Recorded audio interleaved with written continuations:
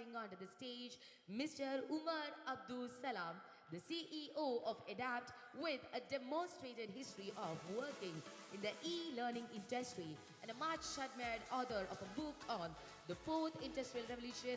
A grand welcome to you. Kindly be seated. And the next, we have our own very dearest and very respected CEO of the Scale Up Village, a graduate from the Birla Institute of Technology and Science, Mr. Nadeem Ahmad. Sir, kindly join with us. Please be seated.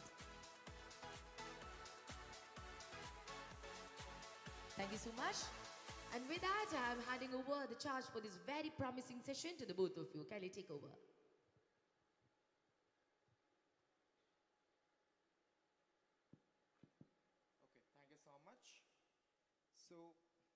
ഈ discussion നമ്മൾ ഈ event തുടങ്ങുന്നത് തന്നെ ഈ ഒരു interesting ടോപ്പിക്കായിട്ടാണ്.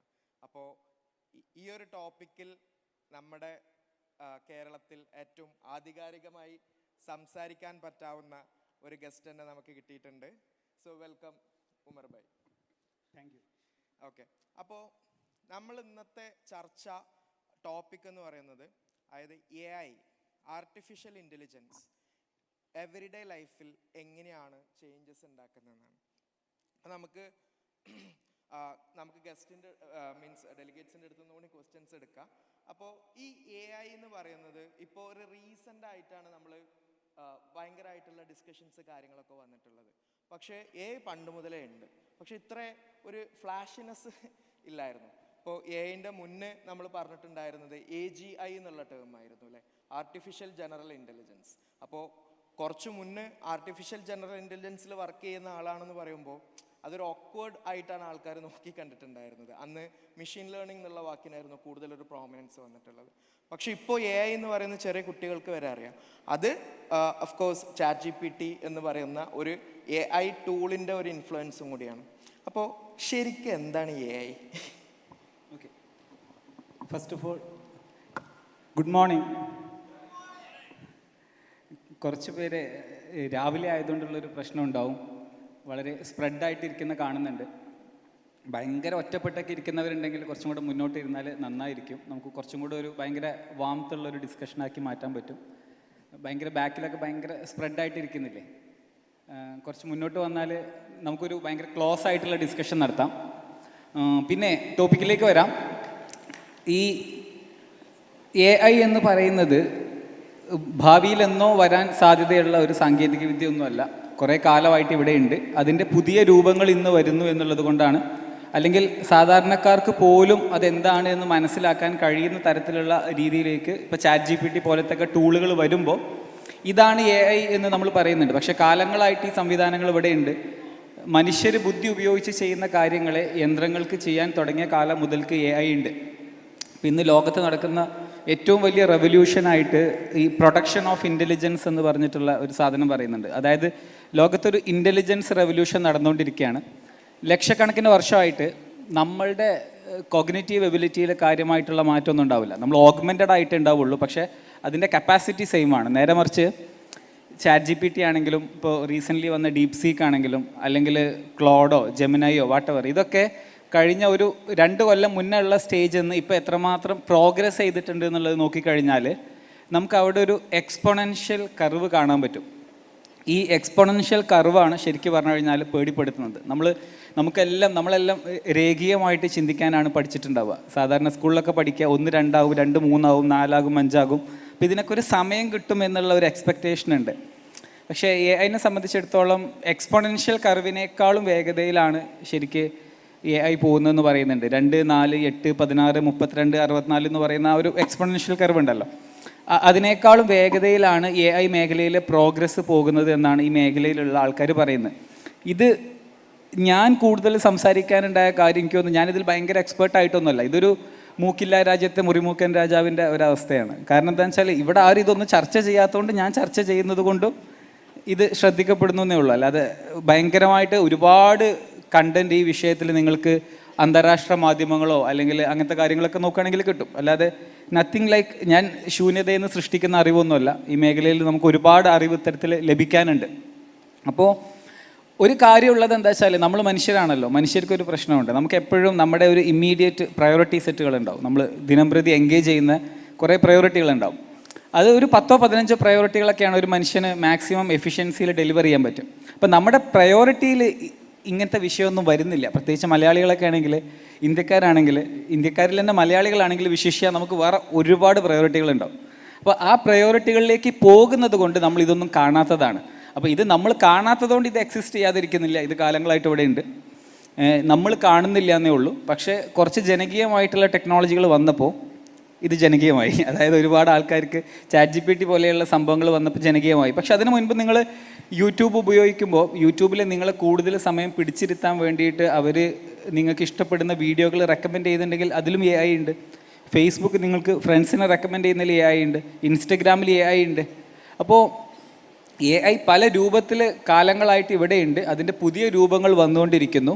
And ഇപ്പോഴത്തേത് എന്താണെന്ന് വെച്ചാൽ, ഇപ്പോൾ എക്സാക്റ്റ്ലി എങ്ങനെയാണ് ഇൻ്റലിജൻസ് ഉപയോഗിച്ച് ജോബിനെ റീപ്ലേസ് ചെയ്യാം എന്നുള്ളത് നമുക്ക് കുറച്ചും കൂടെ വ്യക്തമാവുന്ന രീതിയിലുള്ള പ്രൊഡക്റ്റുകൾ വന്നു തുടങ്ങി എന്നുള്ളതാണ്. ഇപ്പോൾ ChatGPTയും മറ്റുമൊക്കെ ആണെന്നുണ്ടെങ്കിൽ ഒരു ഇൻ്റലിജൻസ് വർക്കാണല്ലോ ശരിക്കും ചെയ്യുന്നത്. ഇപ്പോൾ ChatGPTൻ്റെ പെയ്ഡ് വേർഷനും ഫ്രീ വേർഷനും തമ്മിലുള്ള ഡിഫറൻസ് എന്താണെന്ന് വെച്ചാൽ ലെവൽ ഓഫ് ഇൻ്റലിജൻസ് ആണ് ഡിഫറൻസ്. അപ്പോൾ ഈ ലെവൽ ഓഫ് ഇൻ്റലിജൻസിനെ നമുക്ക് പാൾട്രി സമ്മിന് ബൈ ചെയ്യാൻ പറ്റുമെങ്കിൽ അത് വലിയൊരു പ്രശ്നമുള്ള കാര്യമാണ്. കാരണം ഇപ്പോൾ മുൻപ് നമ്മൾ +2 പഠിച്ച ഒരാൾക്ക് ഒരു സാലറി ലെവൽ, ഡിഗ്രി പഠിച്ച ഒരാൾക്ക് ഒരു സാലറി ലെവൽ, PG പഠിച്ച ആൾക്ക്, ഡോക്ടറേറ്റ് ഉള്ള ആൾക്ക്, ഇത്ര വർഷത്തെ എക്സ്പീരിയൻസ് ഉള്ള ആൾക്ക് എന്നൊക്കെ പറഞ്ഞിട്ട് ചെയ്യുന്ന പല ജോബുകളും ഇന്ന് ഒരു പ്രോംപ്റ്റിൽ നമുക്ക് തീർക്കാൻ പറ്റുന്നുണ്ടെങ്കിൽ അവിടെ ഒരു ഡിസ്റപ്ഷൻ സംഭവിക്കുന്നുണ്ട്. അവിടെ നമ്മൾ ചെയ്യുന്ന ഒരു എക്കണോമിക് ആക്ടിവിറ്റിയെ അത് ഡിസ്റപ്റ്റ് ചെയ്യുന്നുണ്ട്.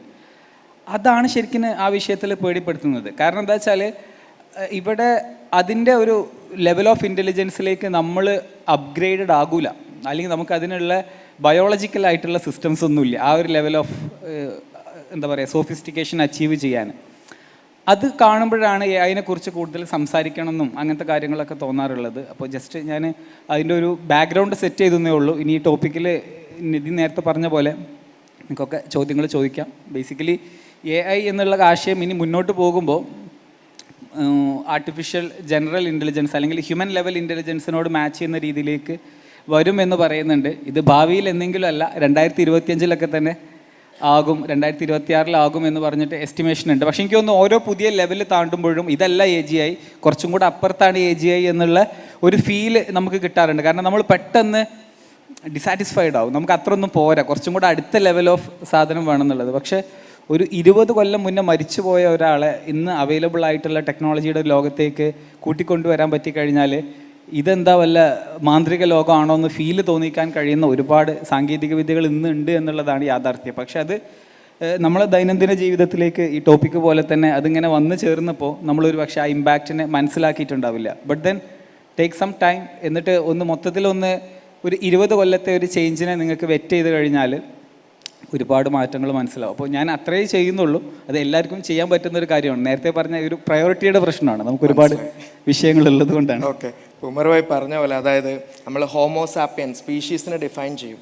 അപ്പോൾ ഇപ്പോൾ ഹോമോ ടെക്നോളജിക്കസ് എന്ന് പറയാൻ തുടങ്ങി. അതായത് ടെക്നോളജി, യൂസർ ഓഫ് ടെക്നോളജി എന്നുള്ളത് അതൊരു കാറ്റഗറി ആയിട്ട് നമ്മൾ, കാരണം ഇപ്പോൾ ഞാനിപ്പോൾ റീസെൻ്റ്ലി വായിച്ചത് എന്താണെന്ന് വെച്ചാൽ, അതായത് ഒരാൾ അയാളുടെ ജീവിതകാലം മൊത്തം 24 hours അയാൾ ബുക്ക് വായിക്കുകയാണ്.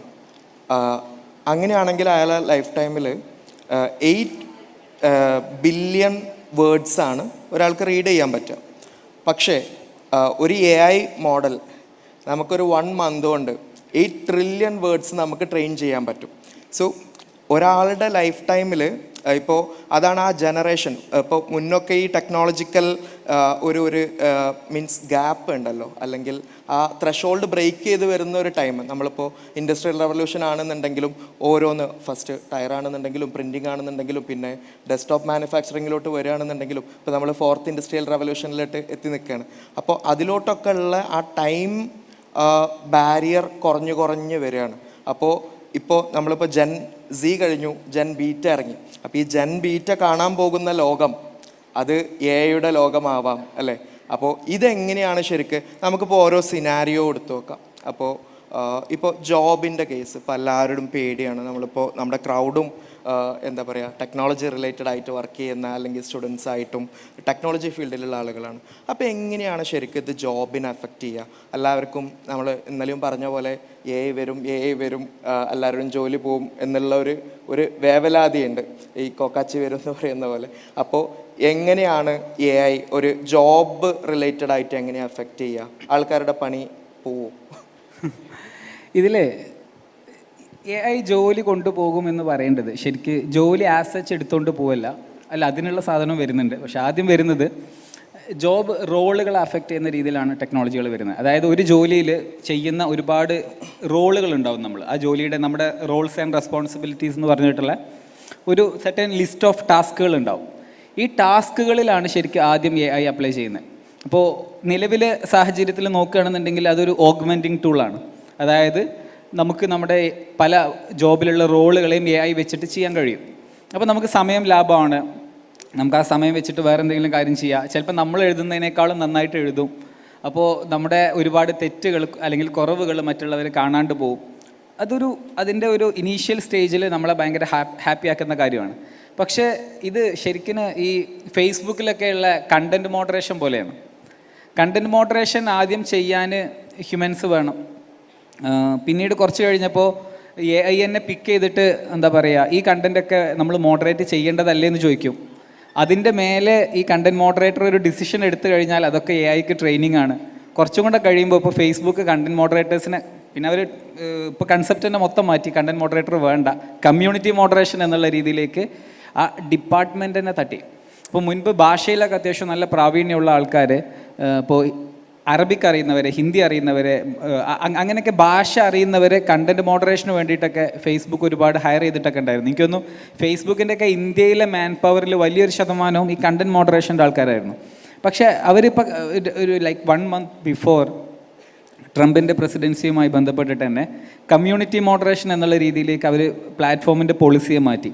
അപ്പോൾ ഇത് 2 രീതിയിൽ നമുക്കിതിനെ കാണാം. ഒന്നെന്താണെന്ന് വെച്ചാൽ ഈ എനിത്തിങ് ഡിജിറ്റൽ ആകുന്ന സമയത്ത് ഡിജിറ്റലിൻ്റെ പ്രൊഡക്ഷൻ സ്പീഡ് നമുക്ക് എല്ലാവർക്കും അറിയുന്ന കാര്യമാണ്. സാധനം കോപ്പി പേസ്റ്റ് അടിക്കുക എന്ന് പറയേണ്ടത് അത്ര ഈസിയുള്ള കാര്യമല്ലേ.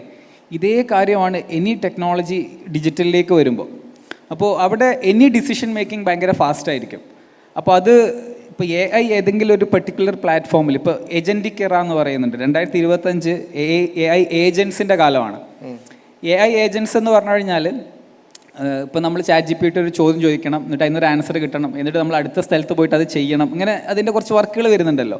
അതല്ലാതെ നമ്മൾ അയൺമാനിലൊക്കെ കാണുന്ന ജാർവിസ് പോലത്തെ ഏജൻസ്, അതായത് പ്യൂർലി നമ്മുടെ ഒരു പേഴ്സണൽ അസിസ്റ്റൻ്റ് ആയിട്ട് A to Z വർക്ക് ചെയ്യാൻ പറ്റുന്ന ജസ്റ്റ് ഒരു പ്രോംപ്റ്റ്, നാച്ചുറൽ ലാംഗ്വേജിലൊരു പ്രോംപ്റ്റ് കൊടുത്താൽ ആ പൂർണ്ണമായിട്ടും വർക്ക് ചെയ്തു വരാൻ കഴിയുന്ന AI ഏജൻറ്റുകൾ വരുന്നു എന്നുള്ളതാണ്.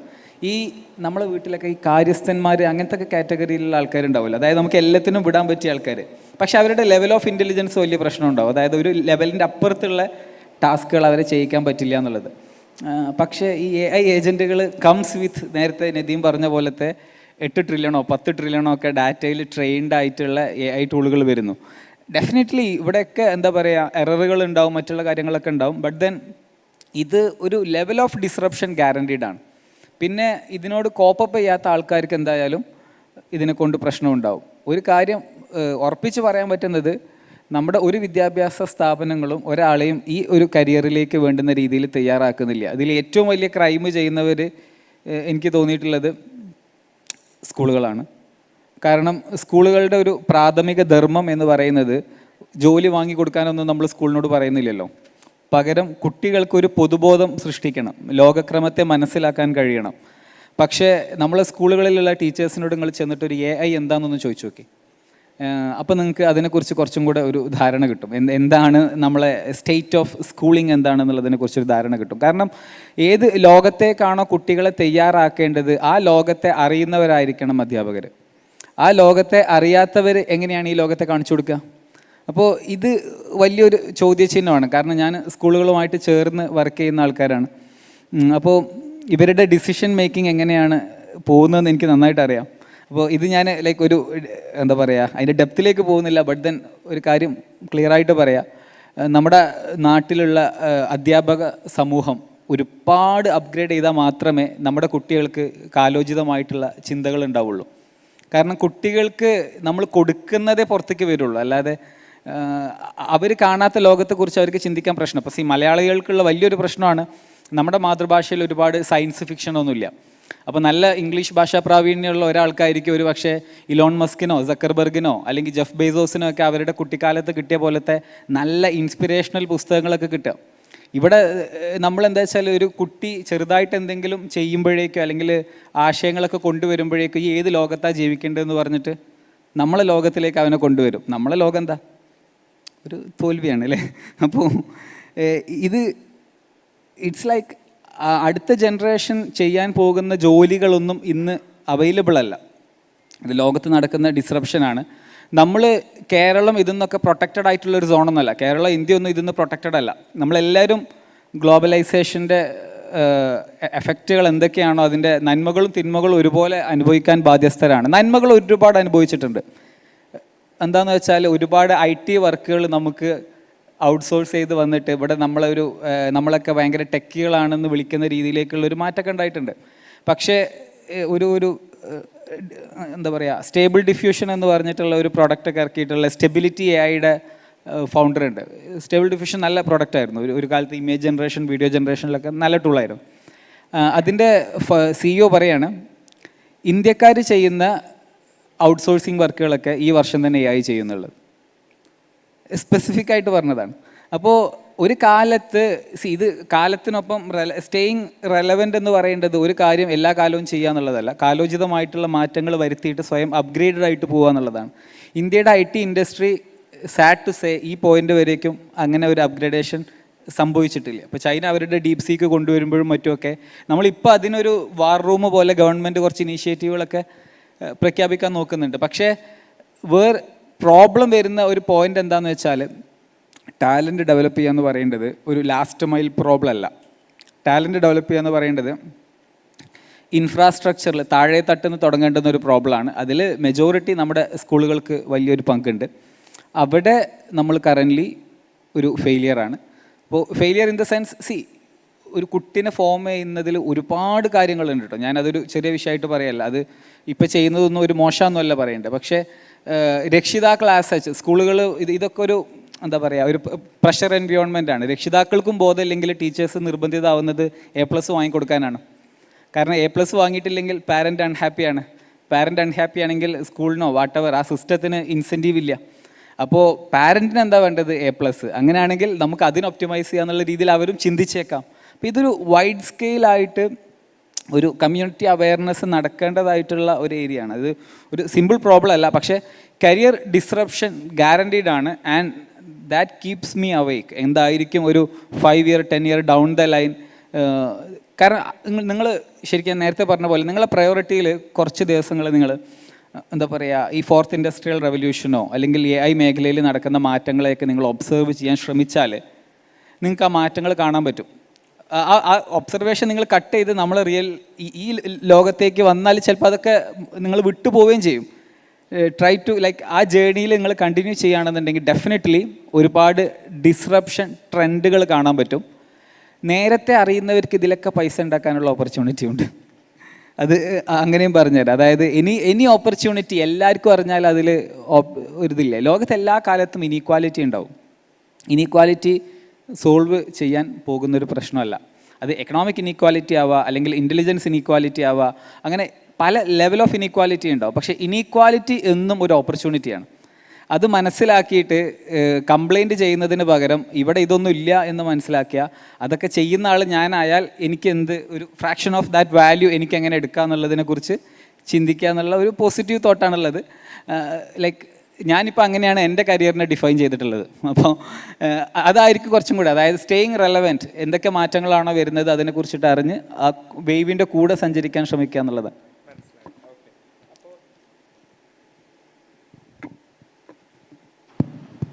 ഓക്കെ, ഒരു കാര്യം കൂടി, അതായത് എല്ലാവരുടെയും മനസ്സിലിപ്പോൾ ഉള്ളത് AI ഒരു ത്രെറ്റാണോ എന്നുള്ള ആ ഒരു കോണ്ടെക്സ്റ്റ് ഒന്ന് ഫിനിഷ് ചെയ്തിട്ട് നമുക്ക് അതിൻ്റെ ഓപ്പർച്യൂണിറ്റീസ് പോവാം.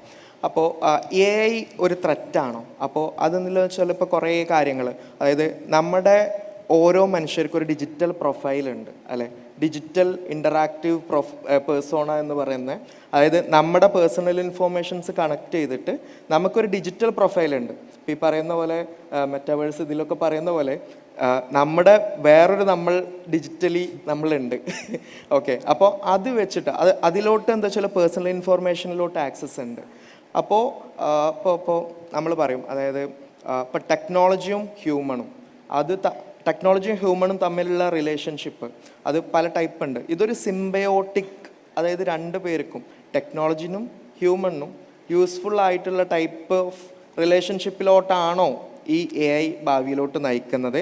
അതിപ്പോൾ നമുക്കിപ്പോൾ എക്സാമ്പിൾ പറയുകയാണെന്നുണ്ടെങ്കിൽ എന്തിരൻ സിനിമയിൽ ചിട്ടി റോബോട്ട് ഉള്ള പോലെ മീൻസ് ലാസ്റ്റ് അത് തിരിയുന്നുണ്ട്. അപ്പോൾ അതുപോലത്തെ ഒരു ത്രെട്ട് നമ്മൾ ഫോർസീ ചെയ്യേണ്ടതുണ്ടോ? ഓക്കെ, ഇതിൽ എല്ലാവരും ഇപ്പോൾ നമ്മൾ ഒരു നെഗറ്റീവ് ഷെയ്ഡെന്ന് AI അവതരിപ്പിക്കുമ്പോൾ പൊതുവിലുണ്ടാകുന്നൊരു പ്രശ്നമാണ്, ഇത്രയും പ്രശ്നമുള്ള സാധനമാണെങ്കിൽ പിന്നെ എന്തിനാണ് നമ്മളിത് ഉണ്ടാക്കുന്നത് എന്നുള്ള ഒരു ചോദ്യം ഉണ്ടാവും.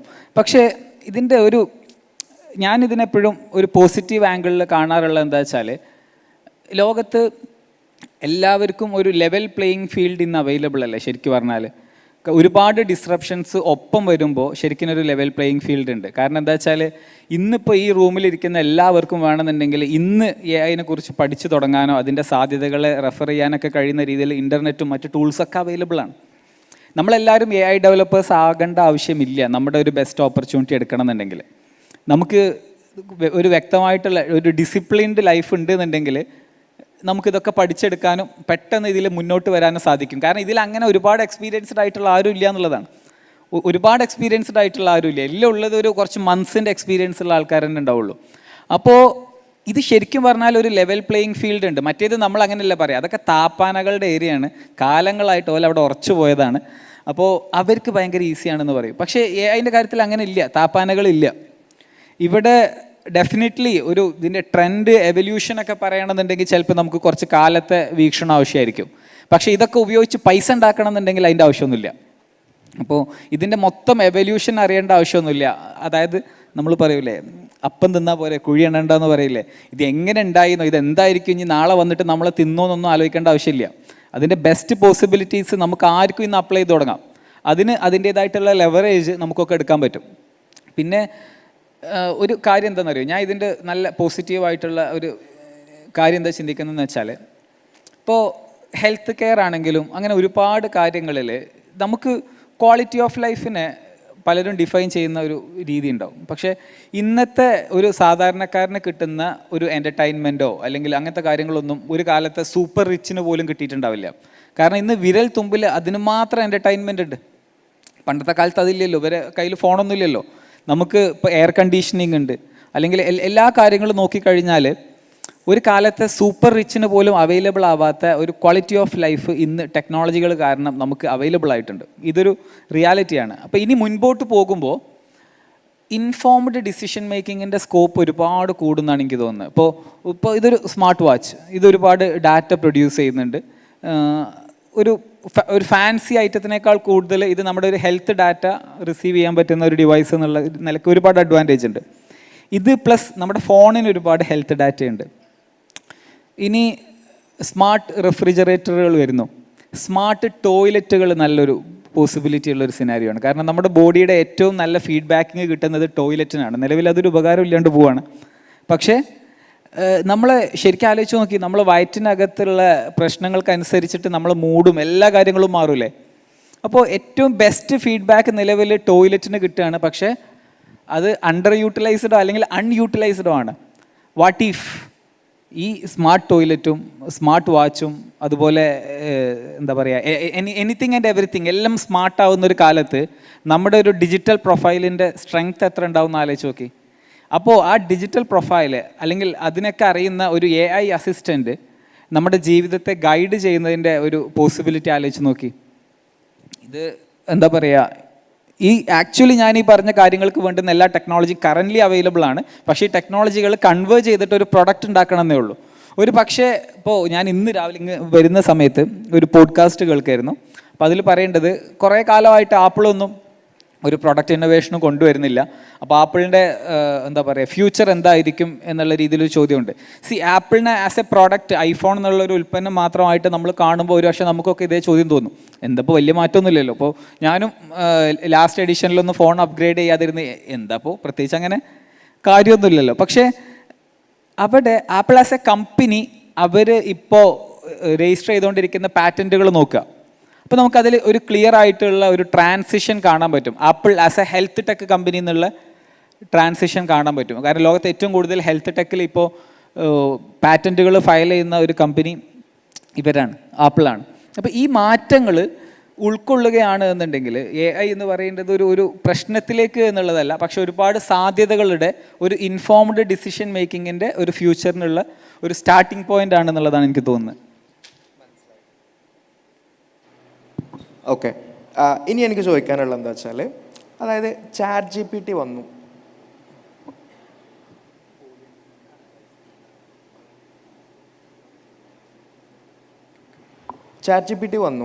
ChatGPT ആണ് ഈ AI എന്നുള്ളത് അത്രയും ഒരു പോപ്പുലറൈസ് ആക്കാൻ നമുക്ക് പറ്റിയിട്ടുള്ളത്.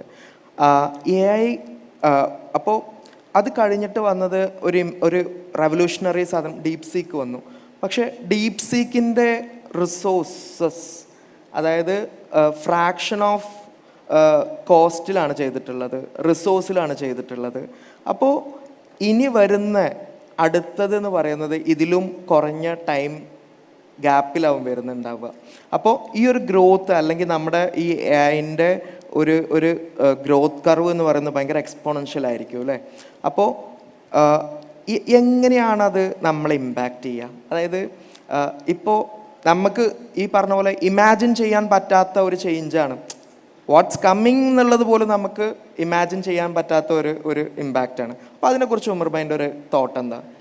എനിക്ക് തോന്നുന്നു വൈറ്റ് കോളർ ജോബ്സിലായിരിക്കും ഈ AI-യുടെ ഇമ്പാക്റ്റ് ഫസ്റ്റ് ലെവലിൽ കാണുക. ബ്ലൂ കോളറിലൊക്കെ വരണമെന്നുണ്ടെങ്കിൽ റോബോട്ടിക്സിലും കൂടെ ഒരു സോഫിസ്റ്റിക്കേഷൻ അച്ചീവ് ചെയ്യേണ്ടതുള്ളത് കൊണ്ട് first level of impact, immediate impact ഞാൻ പ്രതീക്ഷിക്കുന്നത് വൈറ്റ് കോളർ ജോബ്സിലായിരിക്കും. ആൻഡ് ഡെഫിനറ്റ്ലി IT സെക്ടർ ഇതിലൊരു മേജർ വിക്റ്റിം ആവാനുള്ള ഒരു പോസിബിലിറ്റി കാണുന്നുണ്ട്. കാരണം ഇപ്പോൾ സാം ആൾട്ട്മാൻ ആണെന്നുണ്ടെങ്കിൽ റീസെൻ്റ്ലി പുള്ളി പറഞ്ഞത് അവരുടെ O3 മിനി റിലീസായിട്ടുള്ളൂ, പക്ഷേ O3 can code better than any human എന്നുള്ള രീതിയിൽ അവർ പറഞ്ഞു കഴിഞ്ഞിട്ടുണ്ട്. അപ്പോൾ എനിക്ക് തോന്നുന്നു ഫസ്റ്റ് ലെവൽ ഓഫ് ഇമ്പാക്റ്റ് 2025-26 ഈ A ക്ലാസ് ജോബ്സ് അല്ലെങ്കിൽ വൈറ്റ് കോളർ ജോബ്സിലായിരിക്കും ഫസ്റ്റ് ലെവൽ ഓഫ് ഇമ്പാക്റ്റ് ഉണ്ടാവുക. ആൻഡ് ഇതിപ്പോൾ എത്ര സ്പീഡിൽ പോകുമെന്ന് വെച്ച് കഴിഞ്ഞാൽ അൺപ്രഡിക്റ്റബിൾ ആണ്. കാരണം ഓരോ റിസർച്ച് ലാബിൽ ഇപ്പോൾ 2 മാസം മുന്നേ വരെ ഈ ഒരു ഡീപ് സീക്ക് R1 ആണ് ഇപ്പോൾ ശരിക്കും ഇത്രയും വിവാദം ക്രിയേറ്റ് ചെയ്തത്. ഇത്രയും ഫ്രാക്ഷൻ ഓഫ് കോസ്റ്റിൽ അവർ ചെയ്തു എന്ന് പറഞ്ഞിട്ട് ഡീപ് സീക്ക് R1 എന്നുള്ള മോഡലാണ്. Deep seek as A company 2 വർഷമായിട്ട് എക്സിസ്റ്റ് ചെയ്യുന്നുണ്ട്, 2 വർഷത്തിന് മേലായിട്ട് എക്സിസ്റ്റ് ചെയ്യുന്നുണ്ട്. അപ്പോൾ ഇങ്ങനെ ഒരു നല്ല പൊട്ടൻഷ്യൽ ബ്രേക്ക് ത്രൂ മോഡലുകളുമായിട്ട് ഈവൻ സാം ആൾട്ട്മാനൊക്കെ ആ പ്രൊഡക്റ്റിനെ അംഗീകരിച്ചിട്ടുണ്ട് കേട്ടോ. ഈ ലൈക്ക് ഡീപ് സീക്ക് എന്നുള്ള പ്രൊഡക്റ്റ് ആസ് സച്ച് അവർ did wonderful things. But then അവരുടെ കോസ്റ്റും കാര്യങ്ങളൊക്കെ ഒരു പക്ഷേ അവർ ക്വസ്റ്റ്യൻ ചെയ്യുന്നുണ്ട്. ബട്ട് ദെൻ പല മോഡലുകളും പല സ്ഥലത്തും ഡെവലപ്ഡ് ആവുന്നുണ്ടാകും. പക്ഷേ ഇതൊക്കെ ഫസ്റ്റ് ലെവലിൽ ഡിപ്ലോയ് ചെയ്യാൻ ഏറ്റവും ഈസി ഇൻ്റലിജൻസ് വെച്ച് ജോലി ചെയ്യുന്ന ജോലികളിലായിരിക്കും. അത് വൈറ്റ് കോളർ ജോബ്സ് ആണ്. അങ്ങനെയാണെങ്കിൽ ഫസ്റ്റ് ലെവൽ ഓഫ് ഇമ്പാക്റ്റ് നമുക്ക് അത്തരം ജോലികളിൽ പ്രതീക്ഷിക്കാം. അവിടെ തന്നെ സ്ട്രക്ചേർഡ് ഡാറ്റ അവൈലബിൾ ആയിട്ടുള്ള ജോലികളിൽ കുറച്ചും കൂടി ഈസി ആയിരിക്കും. അതുകൊണ്ട് IT പ്രൊഫഷണൽസിന് ഇതൊരു പ്രശ്നം ഉണ്ടാക്കാൻ ചാൻസ്. എനിക്ക് തോന്നുന്നു ഈ ഡിസ്കഷൻ നീണ്ടുപോകും. അതായത് നമുക്ക് വളരെ കുറേ അധികം ചർച്ച ചെയ്യാനുള്ള മേഖലകളുണ്ട്. ഇതിൽ ഓരോ മേഖലകൾ എടുത്താലും ഹെൽത്ത് കെയർ ആണെന്നുണ്ടെങ്കിലും ടെക്നോളജി IT ആണെന്നുണ്ടെങ്കിലും ഈ AI-യുടെ ഇമ്പാക്റ്റ് എന്ന് പറയുന്നത് വളരെ ഹ്യൂജാണ്. അതും വി ക്യാൻ സീ ദാറ്റ്. അതായത് ഒരു റെവല്യൂഷണറി ചേഞ്ചാണ് നടന്നുകൊണ്ടിരിക്കുന്നത്. മറ്റത് മുന്നൊക്കെ ഉള്ള പോലെ അത് കാലങ്ങളായിട്ടുള്ള റെവല്യൂഷൻ എന്നുള്ളത് ആ ടൈം സ്പാൻ കുറഞ്ഞ് അതായത് ആ ജനറേഷന് അത് എക്സ്പീരിയൻസ് ചെയ്യാൻ പറ്റുന്ന രീതിയിലോട്ട് നമ്മൾ മുന്നോട്ട് വന്നിട്ടുണ്ട്. സോ നമ്മളിത് ഡിസ്കസ് ചെയ്താൽ കുറേ ടൈം എടുക്കും എന്നുള്ളത് അറിയാം. Due to time constraints we can take 2 questions and we will wrap it up. Okay? Sure. Open to questions.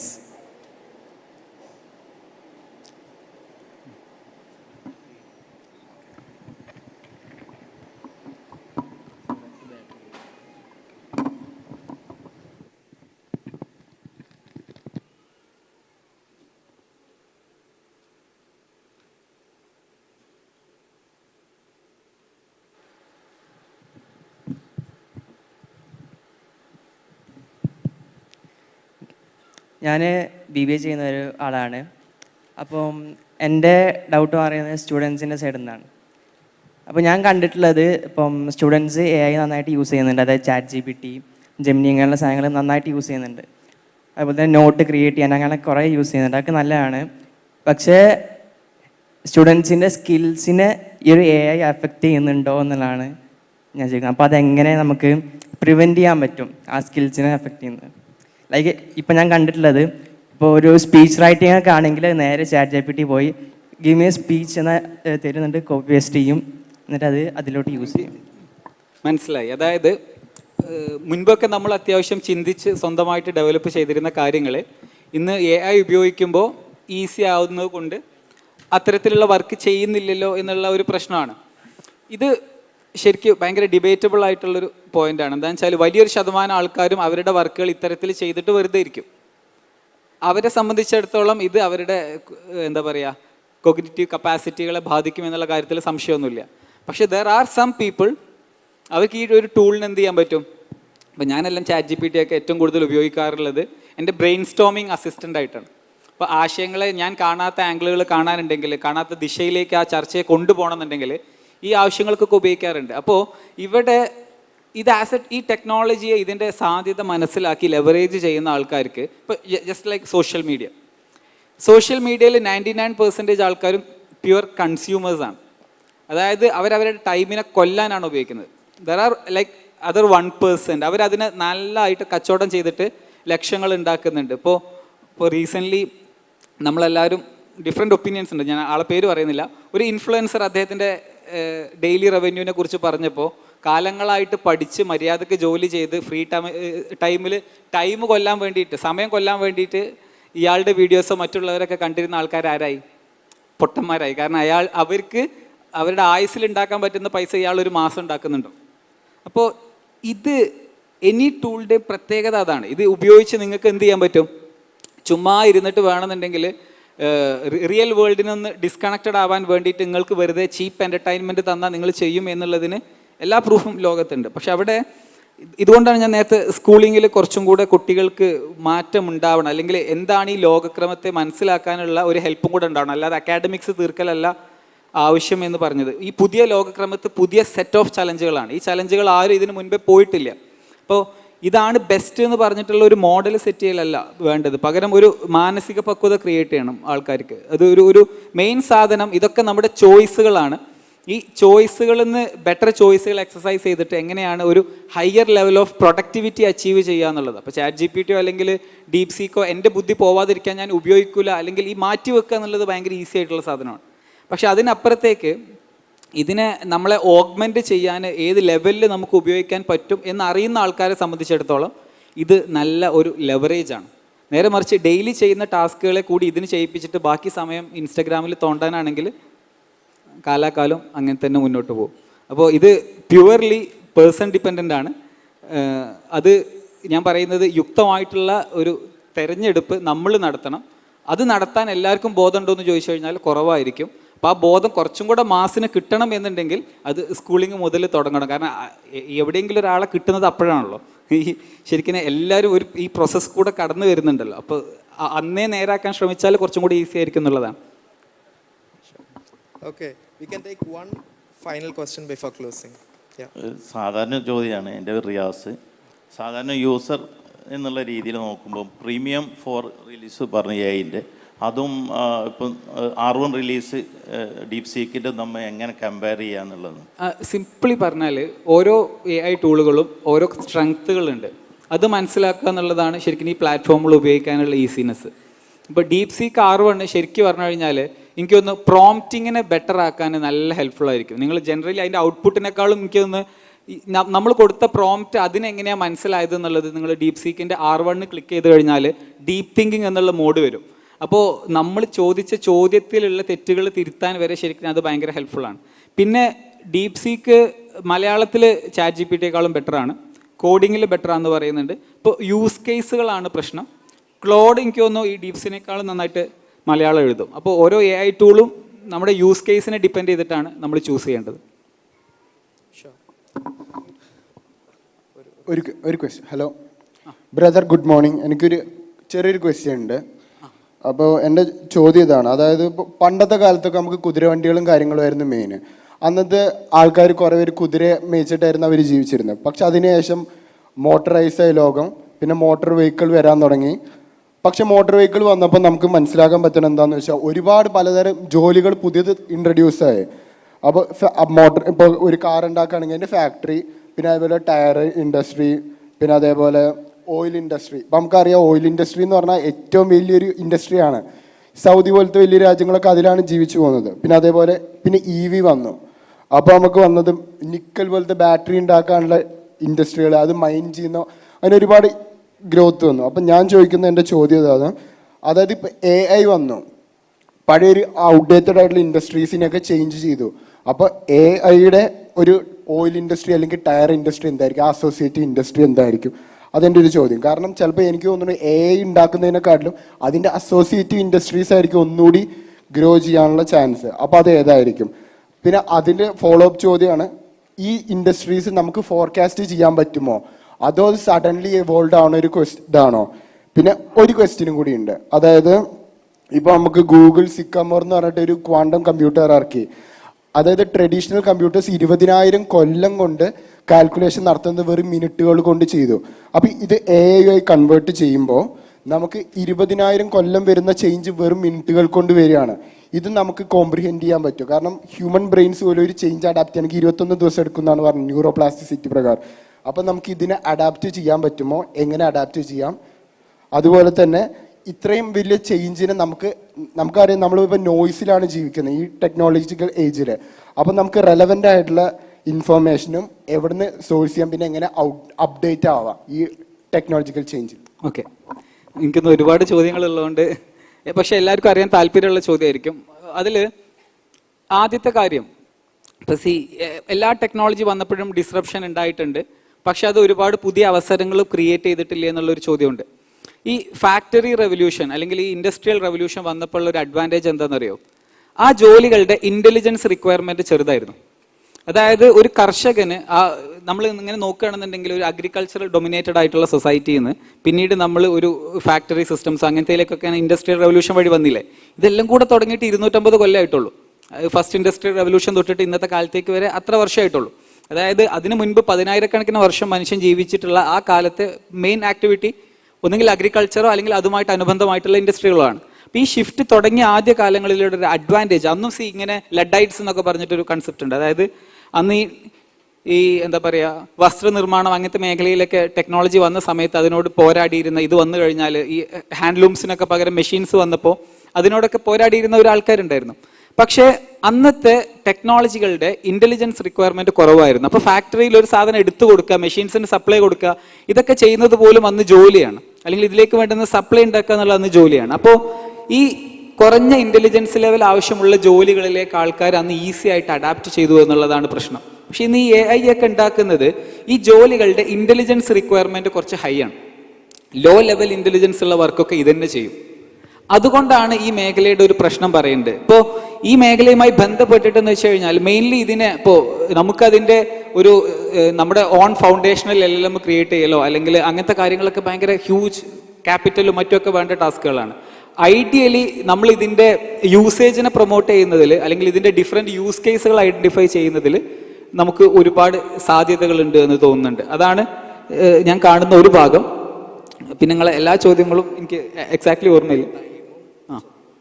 Okay, സമയത്തിൻ്റെ ഒരു പ്രശ്നമുണ്ട്. അപ്ഡേറ്റഡ് ആവാൻ എന്താ ചെയ്യുക എന്നുള്ളതാണ് പിന്നെ ചോദിച്ചത് എനിക്ക് ഓർമ്മ. എനിക്ക് തോന്നുന്നു ഒരു ജനറലി ഇൻസ്റ്റാഗ്രാം ഒക്കെ ഉപയോഗിക്കുന്ന ആൾക്കാരാണെങ്കിൽ നിങ്ങൾ അൽഗോരിതം ഒന്ന് റീഫ്രഷ് ചെയ്താൽ മതി. എന്നിട്ട് ഒരു സെലക്റ്റഡ് ആയിട്ടുള്ള കുറച്ച് കണ്ടന്റുകളിൽ നിങ്ങൾ എൻഗേജ് ചെയ്യാൻ തുടങ്ങിയാൽ ഇഷ്ടം പോലെ കണ്ടന്റുകൾ ഈ മേഖലയിൽ നമ്മുടെ ഇമ്മീഡിയറ്റ് നൈബർഹുഡ് വിട്ടു കഴിഞ്ഞാൽ നമുക്ക് അവൈലബിൾ ആണ്. അല്ലാതെ നമ്മൾ കാണാത്തതല്ല, ഒരുപാട് വിഷയങ്ങൾ ഈ മേഖലയിൽ ഡിസ്കഷൻസ് നടക്കുന്നുണ്ട്. പക്ഷേ അതൊരു വൈഡർ ഓഡിയൻസിലേക്ക് എത്തുന്നില്ല എന്ന് മാത്രമേ ഉള്ളൂ. അപ്പോൾ അത് ഒരു കോൺഷ്യസ് ആയിട്ടുള്ള തെരഞ്ഞെടുപ്പാണ്. പക്ഷെ അത് ഓരോ ഇൻഡിവിജ്വലും ചെയ്യേണ്ടതാണ്. ശരിക്കും പറഞ്ഞു കഴിഞ്ഞാൽ മെറ്റീരിയലിൻ്റെ അവൈലബിലിറ്റി കുറവ് ഇന്നില്ല. ഇഷ്ടംപോലെ മെറ്റീരിയലും കാര്യങ്ങളൊക്കെ ഇന്ന് അവൈലബിൾ ആണ്. അപ്പോൾ ഈ ടെക്നോളജികളൊക്കെ ഒരു ഇമ്മീഡിയറ്റ് യൂസ് കേസുകളിൽ നിന്ന് മാത്രം കാണാണ്ട് ഇതിൻ്റെ ഒരു എവല്യൂഷണറി പെർസ്പെക്റ്റീവിൽ തിങ്ക് ചെയ്തിട്ട് നമ്മൾ അതിനെക്കുറിച്ച് പഠിക്കാനും മറ്റുമൊക്കെ തയ്യാറായി കഴിഞ്ഞാൽ ഒരുപാട് സാധ്യതകളുള്ള മേഖലയാണ്. ബട്ട് ദെൻ എല്ലാവർക്കും കിട്ടുമെന്ന് ചോദിച്ചാൽ കിട്ടൂല. Okay, thank you. Time constrain കാരണം നമുക്ക് ഫർദർ ക്വസ്റ്റ്യൻസ് എടുക്കാൻ പറ്റില്ല. വോട്ട് ചെയ്യൂ Daksha. Thank you. Thank you so much, sir. And I'm pretty sure ഇനിയുള്ള ചോദ്യങ്ങൾക്ക് I guess Umar will be available off the stage also. So if in case any of you would love to connect with him, please feel free to do. And now humbly requesting you to kindly accept a token of appreciation from our end. And may I humbly request Mr. Tom M. Joseph to kindly join with us on the stage, to kindly hand over, to kindly help us express our admiration for Mr. Umar Abdul Salam. Kindly join with us, sir. And let us all put our hands together for these wonderful panelists who have brought in so much of information on the role of AI in everyday life. And AI-യിൽ നിന്ന് കുറച്ചു മാറിയിട്ടാണെങ്കിലും പറഞ്ഞ ആ ഒരു concept, it was one important take away. ഏത് കാലത്തിലേക്കാണോ നിങ്ങൾ കുട്ടികളെ തയ്യാറാക്കുന്നത്, അതിനെപ്പറ്റി വ്യക്തമായ ബോധം ആദ്യം വേണ്ടത് അധ്യാപകർക്കാണ് എന്നുള്ളത്. And that is something that talks at many different layers. And thank you so much for that beautiful great session to have started our second day of Scale Up.